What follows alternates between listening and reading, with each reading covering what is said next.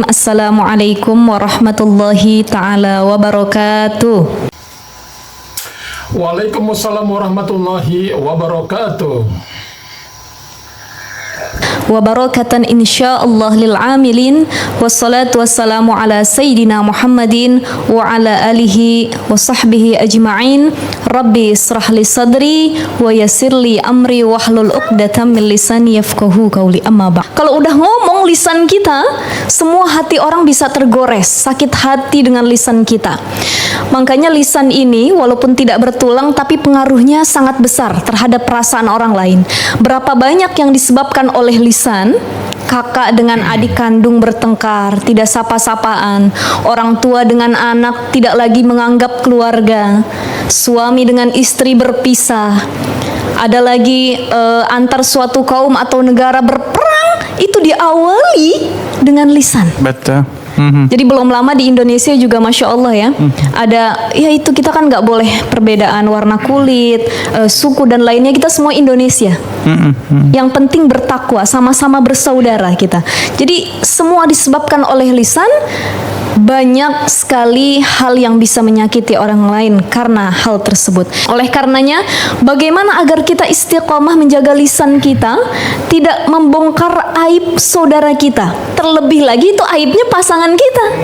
Kata Bang Ali tadi ngomong lagi kumpul sama temen, sama saudara, tiba-tiba yang nggak sengaja ustazah keceplosan. Pas ditanya apa kabar Bang Ali, alhamdulillah. Istri gimana? Nah istri gua tuh kemarin katanya begini-begini orangnya. Nah Masya Allah kan. Artinya kepleset lisan yang tidak disengaja ternyata bisa membongkar aib pasangan kita sendiri. Lalu bagaimana caranya agar lisan kita istiqomah dalam kebaikan? Yang pertama, lisanun dzakirun, biasakan untuk berzikir. Kalau lisan kita rajin berzikir, gemar memuji Allah Subhanahu wa taala, kita gemar bersolawat kepada Rasulullah, insya Allah Allah jaga lisan kita dari membongkar aib saudara apalagi pasangan kita. Jadi harus istiqomah. Assalamualaikum warahmatullahi wabarakatuh. Sahabat, pada video kali ini kita akan membahas tentang kita dilarang membuka aib pasangan kita. Untuk lebih jelasnya, mari kita langsung saja simak langsung videonya. Masya Allah, Kak Mimi pernah ketika itu para muridnya Imam Hasan Al-Basri nanya, wahai guruku, kenapa sih setan itu nggak pernah istirahat gangguin manusia? Kok ganggu mulu, kan capek kita digangguin gitu ya. Terus Imam Hasan Al-Basri menjawab, launama lawajatna rohah. Kalau setan tidur atau istirahat sedikit saja untuk tidak mengganggu kita, pasti kita juga bisa tidur nyenyak dari gangguannya. Tapi kan nggak tiap saat kita bisa bermaksiat. Apalagi dikala kita sendirian, Masya Allah, kumpul sama orang-orang, nih lisan kita yang sering kali bermaksiat. Oleh karenanya, kita harus contoh keistiqomahan daripada setan, melakukan sesuatu yang tidak pernah pantang menyerah. Itulah kita, istiqomah lisan kita, untuk selalu yang keluar dari lisan kita adalah kebaikan. Pernah Bang Ali ada cerita. Ceritanya ini dulu di zaman para sahabat, ya, para tabi'in. Ada salah seorang wanita yang disebut dengan wanita ahlil Quran. Wanita yang lisannya keluarnya Quran terus. Masya Allah. Jadi Abdullah bin Mubarak itu ketemu seorang perempuan. Ketika ditanya, ibu kenapa lagi tersesat ya? Dia menjawab dengan bahasa Al-Quran, dengan jawaban-jawaban Al-Quran. Artinya apa? Dia tidak mau mengeluarkan satu kata pun dari mulutnya kecuali yang keluar Al-Quran. Masya Allah.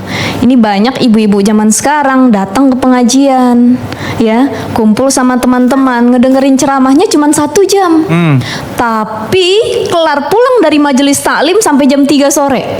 Begitu ditanya sama suami, mah lama bener katanya tadi. Ngapain aja? Iya, tadi ustadznya ceramahnya lama lama banget, yang disalahin ustadznya. Padahal ngajinya cuma 1 jam, tapi ternyata menggibahnya 2 sampai 3 jam. Allah Karim. Zaman sekarang bukan hanya orang curhat itu ketika ketemu saja. Ada media sosial. Berapa banyak pasangan yang akhirnya berpisah karena diawali pertengkaran lewat media sosial. Buka-bukaan di situ ya. Buka-bukaan di situ, Masya Allah. Dikasih uang belanja sama suami cuma 1 juta sehari, dia curhat. Aduh, 1 juta sehari kebanyakan. banyak banget itu udah. Ada yang nggak dikasih uang belanja, dia curhat, laki gue emang pelit, nulis di status Facebook. T-nya banyak ya. Pelit gitu ya. Di komen sama orang-orang, pelitnya kenapa katanya? Jawab. Oh emang suami kayak gitu mah nggak usah ditemenin, tinggalin aja, cerai aja. Nah, ini akhirnya semua orang tahu aib pasangan kita, kejelekan dari keluarga kita, bahkan tidak sedikit yang mengompori kita untuk berpisah dengan pasangan kita. Oleh karenanya para jamaah sekalian, kalau kita sedang bertengkar dengan pasangan, minimal jangan lakukan 3 hal ini. Apa itu? Yang pertama adalah ketika bertengkar sekeras-kerasnya dengan pasangan kita, jangan sampai KDRT. Ini pesannya untuk para laki-laki di luar sana, tapi nggak menutup kemungkinan juga ibu-ibu banyak yang KDRT sama lakinya. Jadi tidak boleh kekerasan dalam rumah tangga, sekesel apapun sama istrinya. Wala tadribul wajha, kata Rasulullah, jangan engkau pukul wajah istrimu. Berarti ustazah kalau pukul yang lain boleh? Boleh, tapi pukulnya bukan pukul menyakitkan, melainkan pukulan dengan rasa kasih sayang. Dasar, nggak bisa dibilangin. Nah, kan itu enak ya. Yeah. Istri juga akhirnya, duh Masya Allah, suami saya sabar banget orangnya gitu.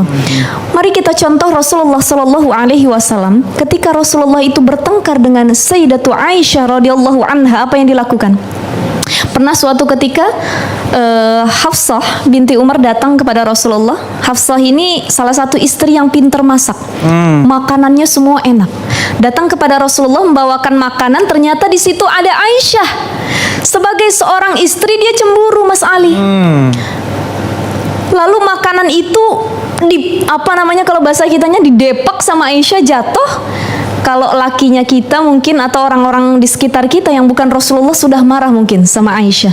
Tapi karena akhlaknya Rasulullah yang Masya Allah sekali, Rasulullah hanya mengatakan, ibumu sedang cemburu. Allah. Sudah, nggak apa-apa, kita bereskan, ibumu sedang cemburu. Bahkan Aisyah itu kalau lagi marah atau ngambek dengan Rasulullah, langsung Rasulullah kecup keningnya, dipeluk sama Rasulullah. Ini menjadi tauladan buat kita semua. Oleh karenanya jangan KDRT yang pertama. Yang kedua, jangan caci maki pasangan kita sekesal apapun. Dan yang ketiga, jangan pernah membuka aib keluarga, apalagi pasangan kita sendiri. Dalam hadis dari Abu Sa'id Al-Khudri, Rasulullah Shallallahu Alaihi Wasallam bersabda, inna min asyarin nas indallahi manzilatan yaumal qiyamah ar-rajul yufdi ila imra'atihi wa tufdi ilaihi thumma yanshuru sirraha. Berapa banyak orang atau laki-laki yang di malam hari dia merayu istrinya, dia bersenang-senang dengan istrinya, tapi dia siang hari membuka aib istrinya. Allah. Atau kebalikannya, di malam hari istri bercampur dengan suaminya, tapi di siang hari dia buka kekurangan suaminya di depan teman-temannya. Ini kata Rasulullah, inna min asyarin nas, manusia yang paling buruk, manusia yang paling jelek di sisi Allah kedudukannya adalah orang yang membuka aib pasangannya sendiri. Na'udzubillah.